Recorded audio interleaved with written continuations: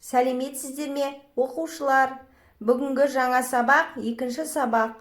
Мен Қазақстан азаматымын. Туған жер. Сен ең бірінші анаңның ақ сүтінен нәр алдың. Бесікте құндақтаулы жаттың.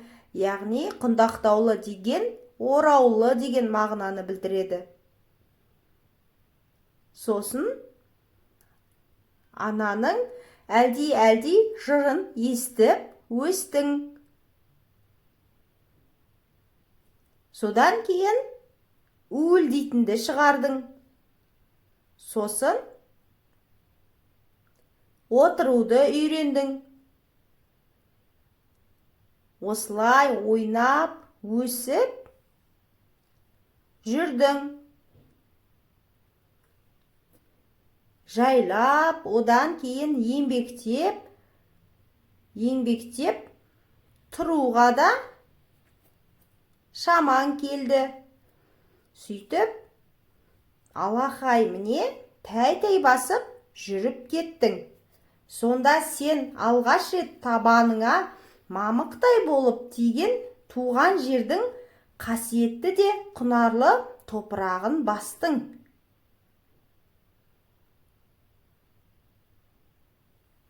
Келер жылы ақ таяқты ат сияқты қылып мініп, шапқылап жүгірдің. Ал білесің бе, сол таяқта сен туған жердің талынан кесіліп алынған болатын.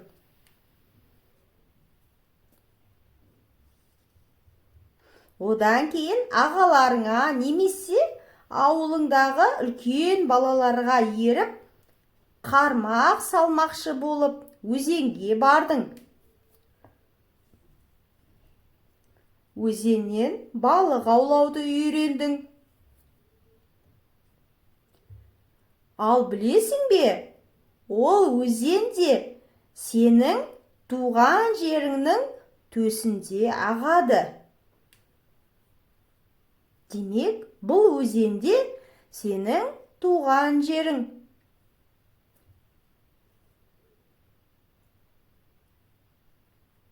Ол өзендегі ақ сазан, ақ балық, алабұға, шортан, тағы да басқа балықтар, олардың барлығы туған жердің байлығы.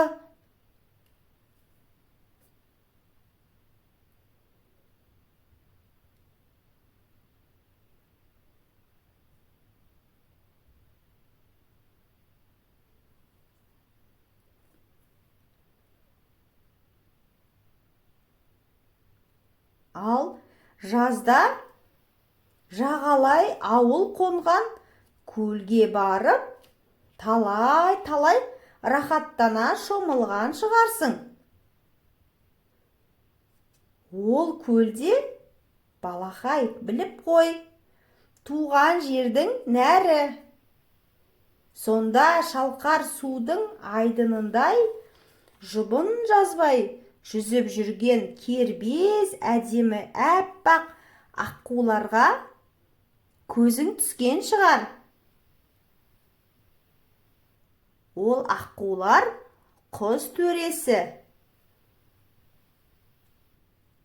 Олар да өскен өлкенің, яғни туған жердің көркі.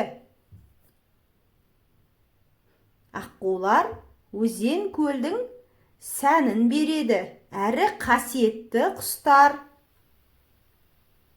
Сондай-ақ қаз, үйрек, қасқалдақ, тағы да басқа су құстарының неше түрін көрдің. Сол көлдің жағасынан. Ол құстар да сен туған жерді мекен етеді, өсіп өнеді, өркен жаяды. Ұлан байтақ кең қазақ даласында жабайы аңдар да мекен етеді. Мысалы, киік, таутеке,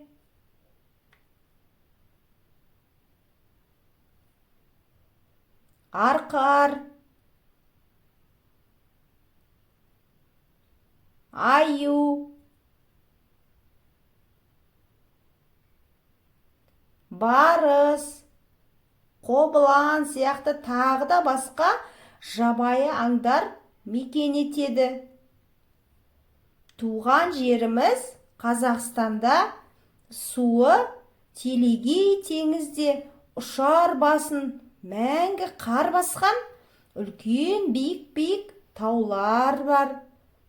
Көкпеңбек боп бой түзеген орман тоғайларымыз да бар. Сайып келгенде әрбір адам үшін туған жерден қадірлі де қымбат ештеңе жоқ. Себебі сен ең алғаш жарық дүниеге келген сәтіңнен бастап, осы өлке саған алтын бесік атамекен болып саналады. Сенің ғана емес, сенің әке-шешеңе, сенен кейінгілерге де қадірлі қоныс болып қала береді. Сондықтан да туған жерімізді сыртқы жаулардан қорғап қалуымыз керек. Соған күн ілгері, яғни алдын ала дайын тұруымыз біздің парызымыз. Оқушылар, сабақ түсінікті болды ма? Олай болса, Суретті әдебиет каналына тіркеліп, достарымызды шақырайық.